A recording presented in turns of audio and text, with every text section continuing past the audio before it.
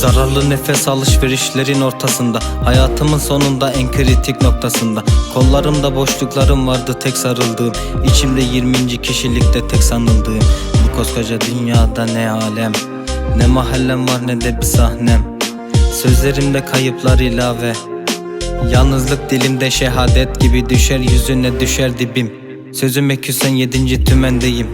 Siniri çeken bir paratoner gibi, yokluğunda agresyona seferdeyim. Kim alır bilemem ve geri dönemem. Bir okyanus ortasındayım, seni sevemem. Ne gemide dümen var ne sözümde dümen. Sadece bu ihanetin gözümde tüten. Ne bugüne ne de yarına saklamadım seni yanıma. Yarım kalır aramızda veda, öldüğüm gün gelme bana.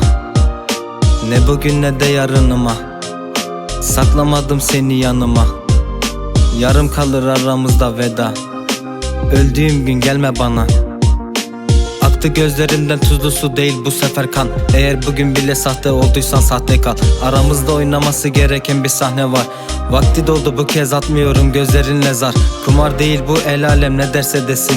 Sokakta birkaç embesil merakla yolumu kesmesin. Hiç kimse sorunu bilmesin, hiç kimse sorunu çözmesin. Temiz kalman için bir çabam vardı, zoruna gitmesin. Bu ellerimde deva değil lanet. Toparlamaz hatayı bu günah kokan davet. Zararın ortasındayım dedim bırak kâr et. Üste çıkmak için attıklarında isabet yok. Kim alır bilemem ve geri dönemem. Bir okyanus ortasındayım, seni sevemem.